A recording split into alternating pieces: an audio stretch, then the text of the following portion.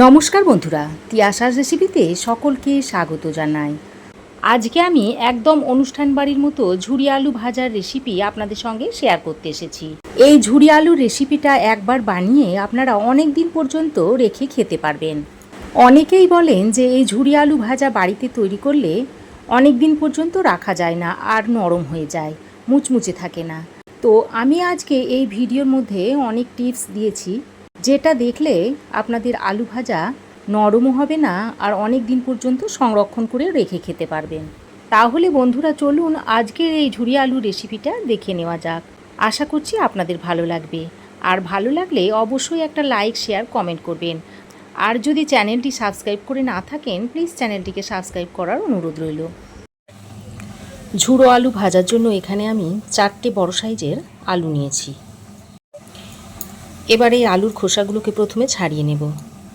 এইরকম একটা পিলারের সাহায্যে আলুর খোসাগুলোকে আমি ছাড়িয়ে নিচ্ছি প্রথমে।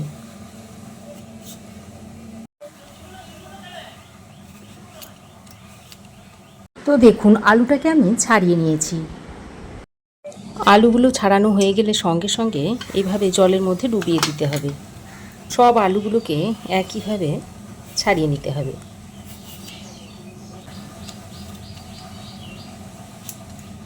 দেখুন 4টে আলুর খোসা আমি খুব ভালো করে ছাড়িয়ে নিয়েছি। এবারে আলুগুলোকে আরও একবার ভালো করে ধুয়ে নেব। এবার আমি আলুটাকে গ্রেট করার জন্য এরকম একটা গ্রেটার নিয়েছি, আর এই গ্রেটারের এই যে মোটা যে ছিদ্রটা রয়েছে সেটা দিয়ে আমি আলুগুলোকে গ্রেট করে নেব। তার জন্য আমি আলু নিয়েছি। এবার এই আলুটাকে এরকম লম্বা করে ধরে এইভাবে গ্রেট করে নেব। দেখুন, আর দেখুন কত সুন্দর লম্বা হয়ে, ঠিক এইরকম লম্বা লম্বা হয়ে আলুগুলো গ্রেট হয়ে যাবে। একইভাবে সব আলুগুলোকে এরকম গ্রেট করে নিতে হবে। আর এই লম্বা করে ধরবেন, তাহলে আলুগুলো বেশ লম্বা লম্বা হবে, ভাজার পরে দেখতে সুন্দর লাগবে। তো আলুগুলো গ্রেট করা হয়ে গেলে সঙ্গে সঙ্গে আমি এই জলের মধ্যে ডুবিয়ে দিচ্ছি, তা না হলে আলুগুলো লাল হয়ে যাবে। এইভাবে আলুটাকে গ্রেট করে নিতে হবে। উপর থেকে নিচে এইভাবে টানলেই লম্বা হয়ে পড়ে যাবে। একদিকে কিন্তু টেনে নিচ্ছি, এদিক ওদিক কিন্তু টানলে হবে না। এরকম একদিকে করে আলুটাকে টেনে নিতে হবে। দেখুন সব আলুগুলোকে আমি গ্রেট করে নিয়েছি। এবার এই আলুগুলোকে আমি 5-6 বার জল পাল্টে পাল্টে ধুয়ে নেব। এখন দেখুন জলটা কতটা অপরিষ্কার রয়েছে, আর যতক্ষণ না আলুর কষটা চলে না যাচ্ছে ততক্ষণ আলুটাকে ভালো করে ধুয়ে নিতে হবে। তো দেখুন আলুটাকে আমি 5-6 বার জল পাল্টে পাল্টে ধুয়ে নিয়েছি, আর দেখুন ঠিক এই রকম একটা স্বচ্ছ জল বেরিয়েছে। আর সব আলুর কষটা যদি বার করে না দেওয়া হয় তাহলে আলুটা ভাজার পর কিন্তু মুচমুচে হবে না, আর স্টোর করেও বেশি দিন রাখা যাবে না। তাই আলুর কষটাকে খুব ভালো করে বার করে দিতে হবে।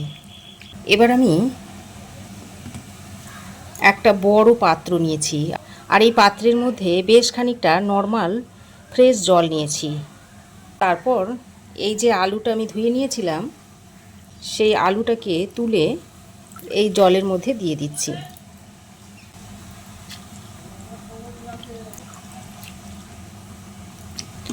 আর জলটা এমনভাবে দিতে হবে যেন আলুগুলো সবটাই জলের মধ্যে ডুবে থাকে। দেখুন সব আলুটাকে আমি জলের মধ্যে ভালো করে ডুবিয়ে দিয়েছি। এবার এইভাবে আমি 10 থেকে 15 মিনিট রেখে দেব। 15 মিনিট পর আমি ফিরে এসেছি। এবার আমি এই আলুটাকে জল থেকে ছেঁকে তুলে নিচ্ছি। তারপর এরকম একটা ঝাঁঝরির মধ্যে এইভাবে রেখে দিচ্ছি যাতে জলটা ভালোভাবে ঝরে যায়।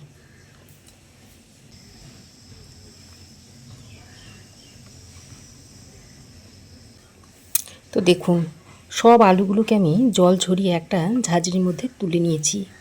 এবার আমি এরকম একটা সুতির কাপড়ের উপরে এই ছেঁকে রাখা আলুগুলোকে এইভাবে ছড়িয়ে দিচ্ছি।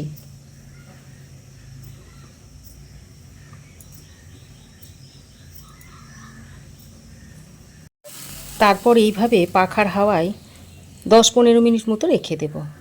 এতে করে জলটা একদম শুকিয়ে যাবে। আর আলুর গায়ে একটুও জল থাকলে কিন্তু হবে না, তাহলে আলুটা মুচমুচে হবে না আর দীর্ঘদিন ধরে সংরক্ষণও করা যাবে না। দেখুন 15 মিনিট আমি ফ্যানের হাওয়ায় শুকিয়ে নিয়েছি। আর আলুর গায়ে একটুও জল নেই, তো আলুটাকে আমি রেডি করে নিয়েছি। এবার আমি গ্যাসে একটা কড়াই বসিয়ে দিয়েছি। তারপর এর মধ্যে বেশ খানিকটা সাদা তেল দিয়ে দিচ্ছি। এবার তেলটাকে খুব ভালো করে গরম করে নিতে হবে। দেখুন তেল খুব ভালোভাবে গরম হয়ে গেছে। এবার আমি এখানে বেশ খানিকটা চিনেবাদাম এই গরম তেলের মধ্যে দিয়ে দিচ্ছি। দিয়ে চিনেবাদামটাকে খুব ভালো করে ভেজে নিচ্ছি। চিনেবাদাম ভাজতে খুব বেশি সময় লাগে না, অল্প সময়ের মধ্যে ভাজা হয়ে যায়। এবার আমি এগুলোকে ছেঁকে তুলে নিচ্ছি।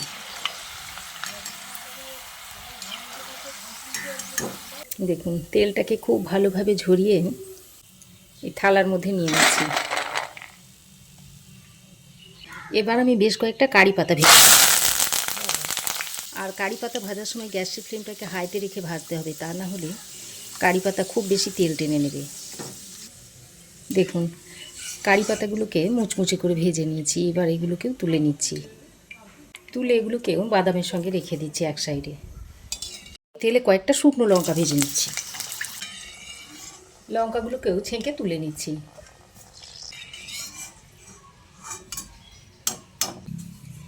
এবার যে আলুগুলোকে রেডি করে নিয়েছিলাম সেগুলো এখানে দিয়ে দিচ্ছি। আর আলুগুলো দেওয়ার সময় গ্যাসের ফ্লেমটাকে হাইতে রাখতে হবে। তারপর আলুটা দেওয়া হয়ে গেলে মিডিয়াম টু হাই ফ্লেমে আলুগুলোকে ভেজে নিতে হবে। আর অনবরত এইভাবে নেড়ে চেড়ে ভেজে নিতে হবে। আর এখন দেখছেন এরকম বাবলস হচ্ছে।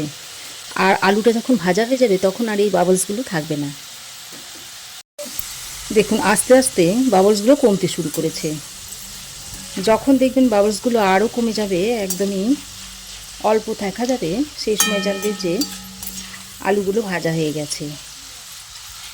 তখন তারপরে তুলে নিতে হবে। দেখুন বাবলসগুলো আর নেই, একদম কমে গেছে। এই সময় আমি আলুগুলোকে তুলে নিচ্ছি। তুলে এইভাবে একটা ছাঁকনাতে ছেঁকে নিচ্ছি। ছেঁকে তেলটা ঝরিয়ে তারপর তুলে নেব।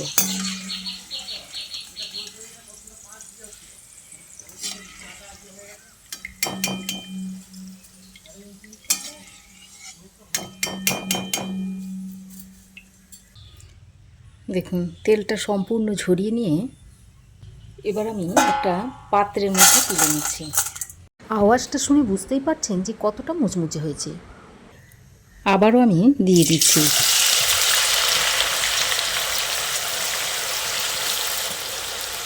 আর প্রত্যেকবার আলুটা দেওয়ার সময় গ্যাসের ফ্লেমটাকে হাইতে রেখে দিতে হবে।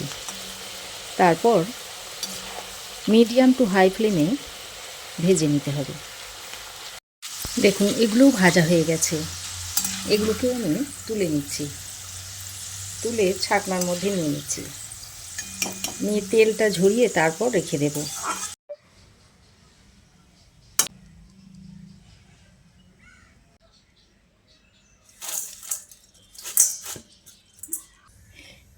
এইভাবে আমি সব আলুগুলোকে ভেজে নেব।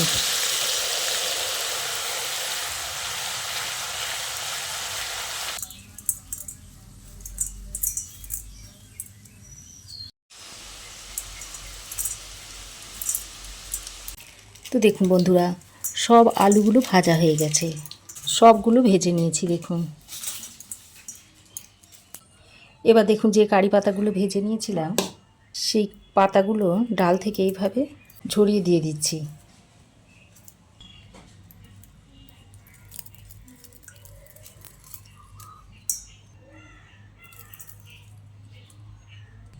এবার আমি এর মধ্যে বাদামগুলো দিয়ে দিচ্ছি।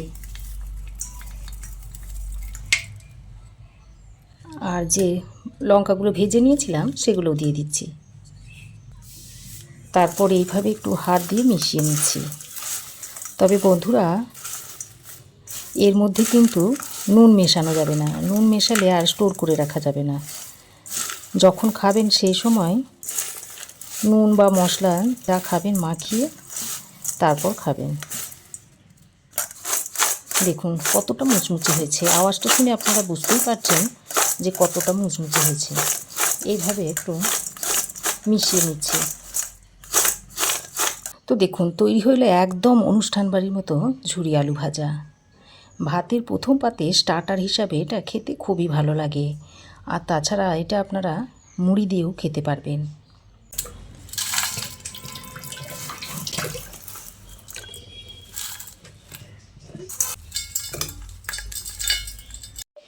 এইবার এটাকে আপনারা এইভাবে একটা এয়ারটাইট কন্টেনারের মধ্যে ভরে সংরক্ষণ করে 1 মাস ধরে খেতে পারবেন।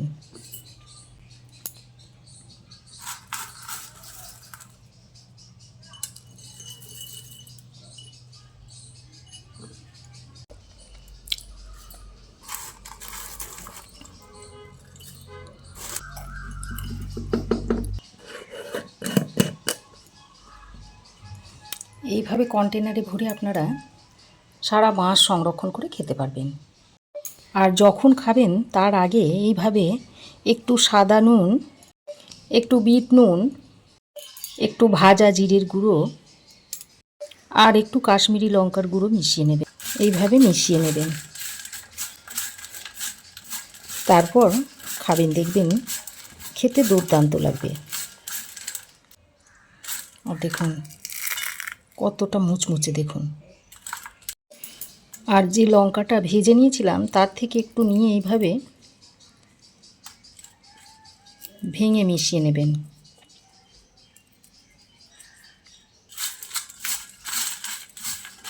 খেতে অসাধারণ লাগবে।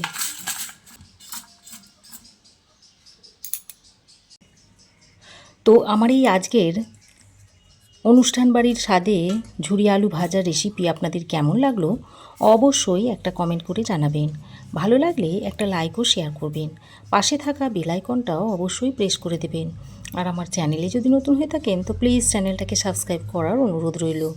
আজ এ পর্যন্তই, আবার দেখা হবে নতুন কোনো রেসিপি নিয়ে নেক্সট এপিসোডে। সে পর্যন্ত ভালো থাকবেন, সুস্থ থাকবেন। ধন্যবাদ।